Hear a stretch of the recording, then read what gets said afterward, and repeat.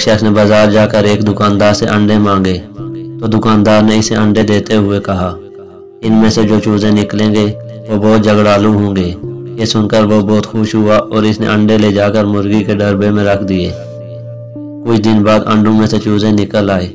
دن گزرتے گئے یہاں تک کہ چوزے بڑے ہو گئے، لیکن اس شخص کو یہ دیکھ کر بڑی مایوسی ہوئی کہ وہ آپس میں جھگڑا نہیں کرتے تھے۔ چنانچہ اس نے دکاندار کے پاس واپس جا کر کہا، تم نے تو کہا تھا کہ ان انڈوں سے نکلنے والے چوزے جھگڑالو ہوں گے، لیکن یہ تو آپس میں ذرا بھی نہیں لڑتے، ایسا کیوں ہے؟ دکاندار نے اس آدمی سے تمام مرغے اور مرغیاں واپس لے لی اور اسے اگلے دن آنے کو کہا۔ جب وہ اگلے دن آیا تو کیا دیکھتا ہے کہ دکاندار نے تمام مرغے اور مرغیوں کو مختلف رنگوں سے رنگ دیا ہے اور وہ مختلف پنجروں میں بند ہیں۔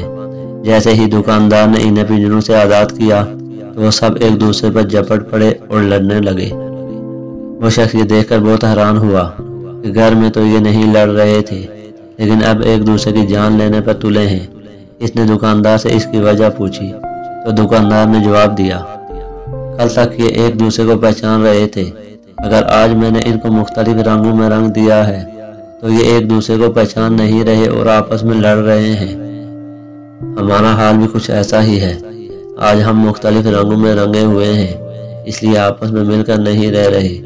ہمیں چاہیے کہ اس فرق کو ہمیشہ کے لیے مٹا دیں اور ایک دوسرے کو غیر سمجھنا چھوڑ دیں اور پیار و محبت اور امن کی چادر اوڑھ کر ایک خاندان کے افراد کی حیثیت سے ایک دوسرے کے ساتھ رہیں تو ہم میں محبت پیدا ہوگی۔ اس میں نہ صرف ہم سب کا فائدہ ہے بلکہ پاکستان بھی ترقی کی جانب گامزن ہوگا۔